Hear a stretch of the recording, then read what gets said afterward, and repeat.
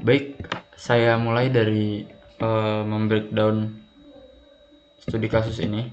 Jadi di sini saya butuhkan ada 5 buah kelas, yaitu main untuk menampilkan output, lalu buku, anggota, transaksi peminjaman, dan juga kelas perpustakaan. Di kelas buku kita membutuhkan atribut ID yang bermodifier final, lalu judul, penulis, tahun terbit, status apakah dia dipinjam, dan juga jumlah buku yang bersifat statik. Selanjutnya terdapat behavior getter untuk setiap atribut, lalu setter untuk status peminjaman, dan juga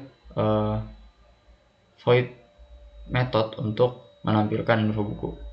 Selanjutnya di kelas anggota terdapat atribut ID yang final juga, lalu nama, email, dan jumlah anggota yang bersifat statik. Lalu memiliki behavior setter dan tampil info anggota. Lalu di kelas transaksi peminjaman dibutuhkan atribut ID, anggota, buku, status apakah dia selesai, jumlah transaksi yang bersifat statik, dan tanggal. Tapi karena di template main.java-nya tidak perlu ditampilkan tanggal, jadi di sini saya hanya menulisnya sebagai komen, jadi tidak saya run sistem tanggal peminjaman dan tanggal kembalinya. Lalu memiliki behavior setter dan getter, dan menampilkan info transaksi. Dan yang terakhir di kelas perpustakaan, dimana yang akan mengolah semua sistemnya, yaitu memiliki jumlah buku, anggota, transaksi yang bersifat statik. Lalu ada object array berupa buku, anggota, dan juga transaksi yang juga bersifat statik. Dan memiliki behavior seperti yang ada di sini. Tambah anggota, tambah buku, cek anggota, cek buku, pinjam dan kembalikan buku, dan menampilkan item-item yang ada pada sistem perpustakaan. Baik, lanjut ke codingnya. Pada file main.java di sini saya tidak banyak memodifikasi, hanya menambahkan komen-komen dan juga spasi untuk tiap tahapnya. Lanjut ke kelas buku.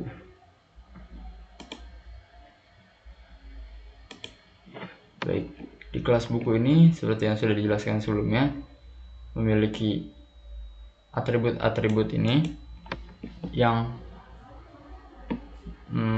dienkapsulasi dengan privat, jadi dia tidak bisa diubah dari luar kelas itu sendiri. Lalu di sini saya membuat konstruktor buku yang membutuhkan parameter ID, judul, penulis, dan juga tahun terbit. Ini disesuaikan dengan template main yang dibutuhkan. Setiap kali konstruktor ini dipanggil, maka jumlah buku akan bertambah. Ini untuk menginisialisasi nilai dari masing-masing atribut dan menampilkan print out menjelaskan bahwa ID buku sudah dibuat. Lalu di sini ada metode setIsDipinjam yang nantinya dibutuhkan untuk mengeset nilai true or false dari suatu objek buku. Lalu di sini ada metode getter untuk setiap atribut yang nantinya dibutuhkan di kelas perpustakaan. Lalu di sini terdapat metode tampil info buku yang memberikan status ID-nya, judul, dan juga status dari suatu buku A, buku B gitu. Baik, lanjut ke kelas anggota. Pada kelas anggota ini saya membuat konstruktor berparameter ID, nama, dan juga email, lalu memiliki sistem yang sama. Dia akan menambah jumlah anggota, akan diincrement, lalu di sini ada inisialisasi dan juga menampilkan status berhasil. Lalu di sini terdapat metode getter untuk ID, jumlah anggota, dan juga nama. Selanjutnya ada metode tampil info anggota yang sama seperti tampil info buku tadi. Bedanya ini untuk objek-objek anggota. Baik, selanjutnya di bagian transaksi peminjaman. Di sini seperti yang sudah saya jelaskan tadi, local date ini mungkin tidak akan saya tampilkan, tapi tetap ada dalam logika pemrogramannya. Lalu kelas ini memiliki konstruktor berparameter ID anggota dan juga ID buku. Dan selanjutnya diinisialisasi ID-nya sesuai dengan output.txt yang nanti akan saya compare. Lalu di sini ada setter, getter, dan juga info transaksi. Selanjutnya di kelas yang utamanya, maksud saya untuk mengelola sistemnya cukup kompleks. Jadi di sini terdapat objek array buku, anggota, dan transaksi, dan juga jumlah buku, anggota, dan transaksi. Lalu di sini saya menambahkan metode atau behavior statik, yaitu tambah buku, yang nantinya dipanggil di main seperti ini. Setelah buku 1 sampai sekian, anggota 1 sampai sekian di instansiasi, lalu buku-buku tersebut seharusnya ditambahkan ke sistem perpustakaan yang mana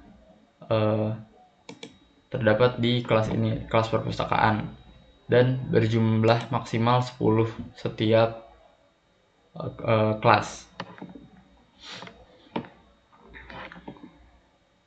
Pada metode jumlah buku, makanya di sini jika jumlah buku sudah 10 atau lebih, maka dia akan langsung memberikan pesan ini.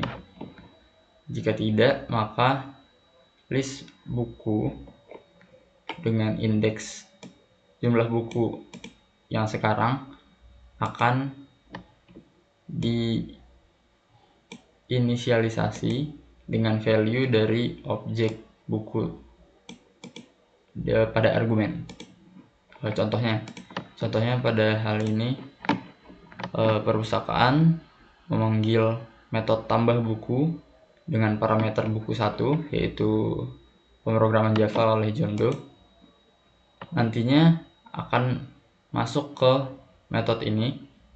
Karena sebelumnya masih berjumlah 0 buku, maka indeks list buku ke 0 akan memiliki value pemrograman Java oleh John Doe tadi, dan jumlah buku akan diincrement dan menampilkan status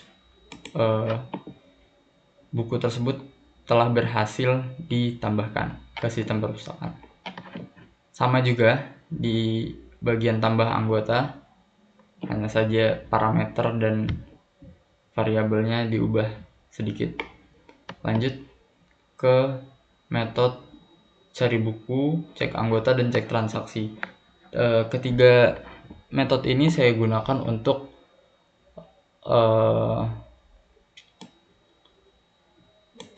mencari buku tertentu dari list yang sudah ada, yang nantinya akan disend ke metode pinjam buku. Jadi jika memang ada buku tersebut atau anggota tersebut, maka metode pinjam buku ini akan berhasil. Ataupun misalnya sudah dipinjam, maka dia akan menampilkan buku tersebut sudah dipinjam, seperti itu. Lanjut, pada metode ini juga diberikan set is dipinjam yang awalnya adalah false untuk setiap buku. Maka ketika sudah dipanggil metode pinjam buku, maka atribut is dipinjamnya akan bernilai true. Selanjutnya di bagian looping, dia akan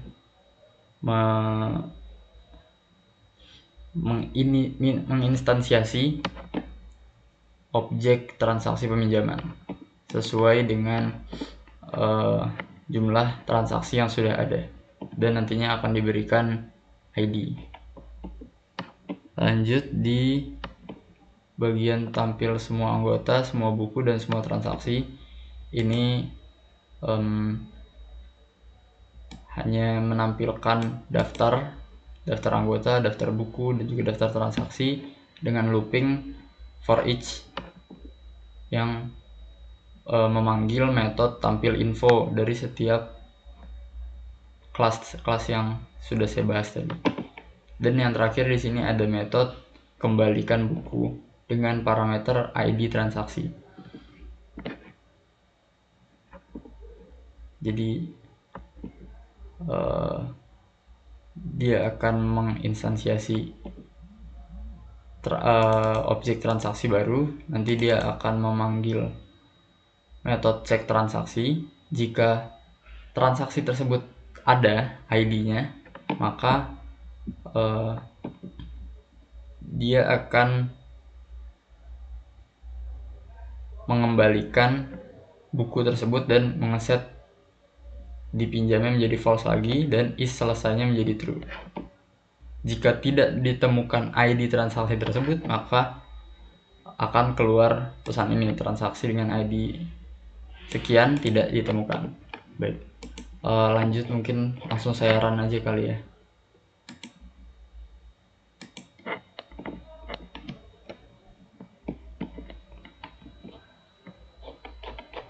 Di sini tahap 1, 2 itu membuat objek buku dan anggota yang baru. Lalu di tahap 3 dan 4 itu menambahkan buku-buku dan anggota yang sudah dibuat tadi ke sistem perpustakaan. Karena di sini hanya maksimal 10 objek, maka setelah ID B10 akan memiliki pesan seperti ini. Begitu juga dengan A10 dan seterusnya. Lanjut, di bagian transaksi di sini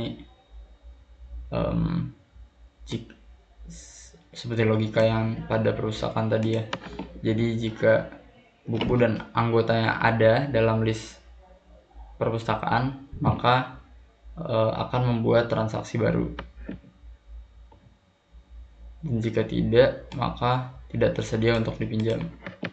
Atau jika ID buku tersebut sama sekali tidak ada di dalam sistem perpustakaan, maka akan keluar buku dengan ID sekian tidak ditemukan. Di tahap 6 menampilkan seluruh daftar item, buku, anggota, dan transaksi. Tahap 7 mengembalikan buku, mengeset is dipinjamnya menjadi false lagi. Dan 8, 9, 10 adalah pengulangan seperti yang di atas dengan sedikit modifikasi. Baik, mungkin sekian penjelasan dari saya terkait studi kasus ini. Terima kasih. Assalamualaikum warahmatullahi wabarakatuh.